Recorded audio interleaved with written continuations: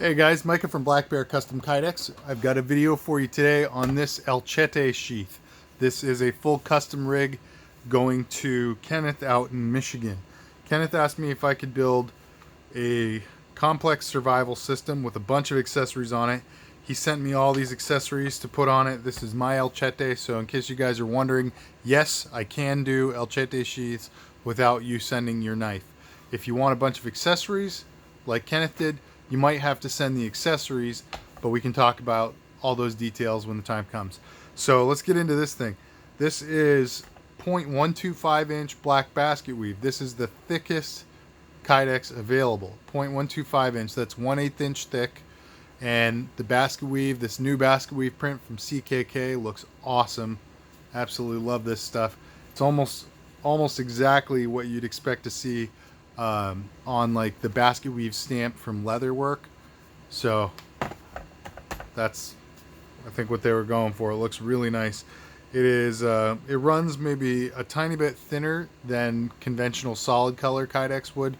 So if you are looking for a sheath that I would normally use 093 on, if it's going to be black basket weave, I'd probably jump it up and use 125. Vice versa with or same thing with 0.080. I'd probably jump up to use 093 basket weave. So, all right. The accent color on here is Cryptek Neptune, and he asked to use the micro pattern, so it's just about half the size of the normal print. And I think it was a good choice with this. Lets you see a lot more of that pattern on there. Looks really nice. The colors together look really nice. You can see these D-rings up here. This is a Baldric setup. He said that he's just going to buy the Baldric sling himself, install it himself.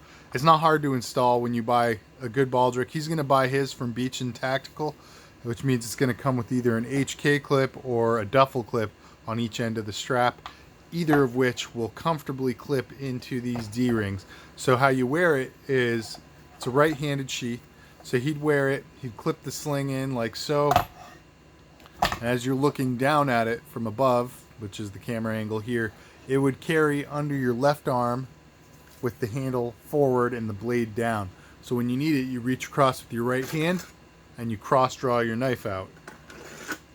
So that's a Baldric carry on a 2-point sling. It's my favorite way to carry a large and or heavy system. The reason it's my favorite is because with Baldric, the sling just on your shoulder bears a lot of weight really comfortably. You don't have to worry about it tugging at that one spot on your belt. You don't have to worry about it being something that's gonna like make your back feel bad or your leg feel bad at the end of the day. You can basically indefinitely carry a heavy Baldric system over your shoulder. Overall, actually, you know what? I don't think this is even all that heavy. I would probably put this at, I don't know, maybe 4 pounds. I should measure it, but I don't have a scale. So yeah, I mean, it's not all that heavy. It's definitely lighter. It's significantly lighter than a rifle for sure. So for those of you guys who carry a rifle on a sling when you're out in the field, this is significantly lighter. So anyway, just for comparison, I'd say about half the weight of a conventional AR, which, I mean, I've got Daniel Defense about 6.5 pounds. So probably like 3.5 to 4 pounds is what I'd say this is. All right, Baldric setup, absolutely love that. We have here a Leatherman surge holder. How you get this out, you just use your finger to push it up and then grip it and draw out. It doesn't really seem to interfere at all with the handle area of the sheath. It doesn't really, I guess it kind of hits it very slightly there, but by the time it's up that high in the holder, it's kind of loose, so it doesn't do any kind of damage. It's not going to scuff it up. You should be fine there. Putting it back, you can just push it until it bottoms out. It'll have a natural, it's got a taper to the sheath, so it'll have a natural stopping point. Right below that, you can see we have an Exotac Nano Striker XL. I've got this little piece of shock cord on it to help retain it, so you just undo the shock cord from the end of that, and then you can draw this out. You can draw it by the cord, or you can push the holder out until you can grip the other end. Very easy to use like that. The shock cord's not really totally necessary for retaining it, but it does a little bit extra just to make sure you don't ever lose it. In case the holder ever gets loose, this should help retain it. We've got this SE tin here on the front. You can pack a bunch of stuff in an SE tin. Looks like he's made a little fishing kit there, or no, that's not fishing. Oh, maybe there's fishing stuff. I don't know.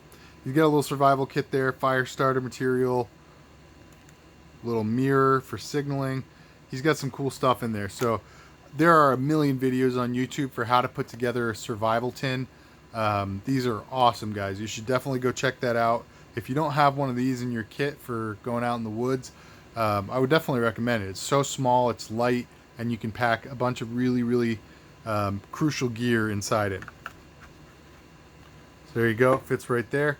It's a really smooth and easy draw, but it doesn't really want to fall out. Kydex and this paint interact to create just enough friction where it doesn't feel at all like it's just going to fall out. At the same time, it's very smooth and easy to draw. So I really like that with the tins. Right here on the tip, we have an AccuSharp 030C diamond hone, or sharpening rod, whatever you want to call it. There are a couple different ways you can use this. First way is you can take the pocket clip off. I recommend not doing that because these pocket clips, for whatever reason, AccuSharp put these super crappy, flimsy ones on there, and the only way to really get leverage on the clip around the body of the shaft of the tool here is by lifting the pocket clip area up, and that clip, after like just a few times of flexing it, is going to snap, so I wouldn't bother. What I would recommend is, if you loosen it, you can technically just draw out the diamond rod and use it and put it back. Or if you really want to, you can just continue to unscrew this cap until it comes off and then pull the whole rod out. I would understand wanting to do it like this in case you wanted the handle or wanted to get closer up on it. Whatever you're doing, it might just be easier to work with, more comfortable.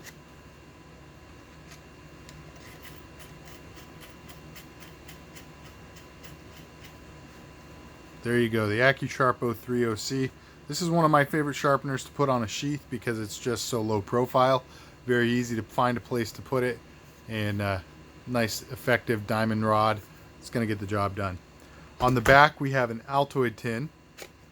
You're going to have to draw this one up that way. Again, same thing. It's a very smooth draw, but the retention is sufficient. Now with the two tins, check this out. Looking at them, you'd think they were almost identical. Well, they are almost identical. However, you cannot, well, you can reverse these and get the Altoid tin to fit in there, but it's extremely tight. It's uncomfortably tight.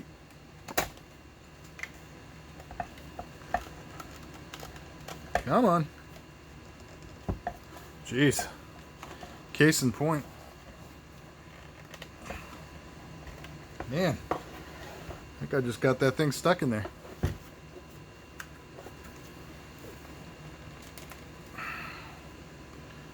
Jeez. Here we go. It's coming. All right, and then the same thing on the back. The SE tin will fit in the Altoid tin holder. Actually, it works pretty much just fine. It's maybe just a touch loose, but it would be fine in there. So it is specific to the tin. You want SE on front, Altoid on back for the proper fit. All right, and the last, well, there's two more accessories. You guys know how I do lights on a Baldric system. I always try to make them so that the lens faces forward. So as you're carrying your knife, you can just turn that light on and illuminate your path. That means your hands can both be free, or you can still with a lot of agility, you can move that around while it's hanging on the sling, or you can just, use both your hands for whatever you need to do. I try to make these all like this one, where it's tight enough so that you can push the tail cap to turn it on and turn it off without moving the light inside the holder. So you don't have to worry about it coming off. Should be just fine. But at the same time, if you ever need to take the light out, you can just grab it and muscle it out. It doesn't have too much retention, but definitely enough to keep it from moving without outside influence. And then the last accessory to show you on here is this compass. So this thing was a real trick to try to figure out. The cord here is just the lanyard. It's the little necklace that comes with the compass. I left it on there because I'm not sure if Kenneth wants it on there or not, so he can make that decision. It's not necessary to retain this in the holder. At the same time, it's a very low retention holder.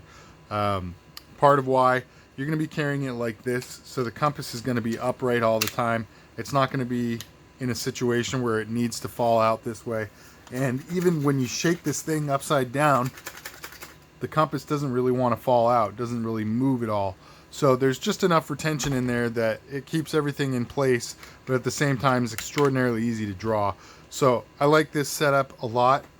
But if you do want to keep this this cord on there, what I would recommend is tucking it behind and just doing a couple laps around the holder like so.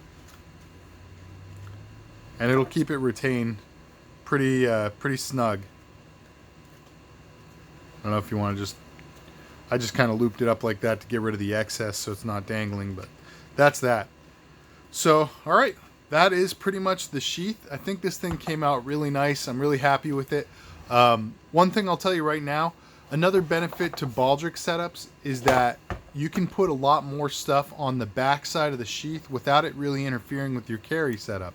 If this were going to be a drop leg or a dangler or something, I would recommend not having stuff on the back of it because it's going to be up against your leg. It's going to be kind of uncomfortable, smacking against your thigh, whatever.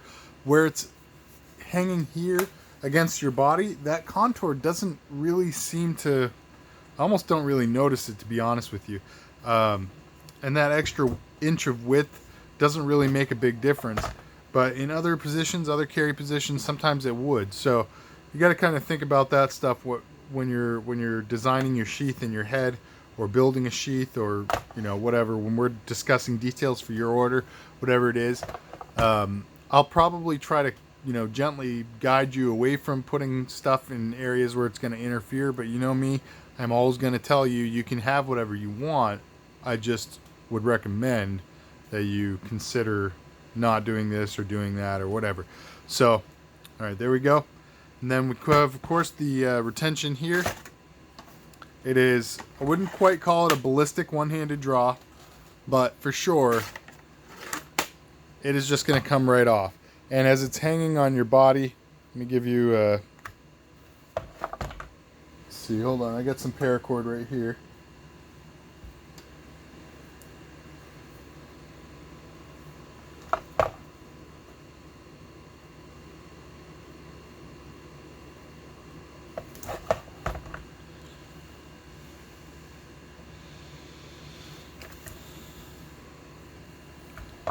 Alright, so just to give you the kind of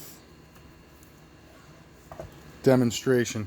So as it's hanging, you can just pop that with the thumb ramp and draw that out. There is not going to be any issue with snagging. You can even resheath it one-handed by just... here, I'll show you right here. So it's hanging freely. Draw it out like so. And then put it back in. Just kind of lift up. Just keep the spine of the knife riding high inside the sheath.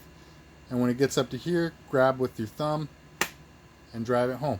It's really, really easy. It's functional.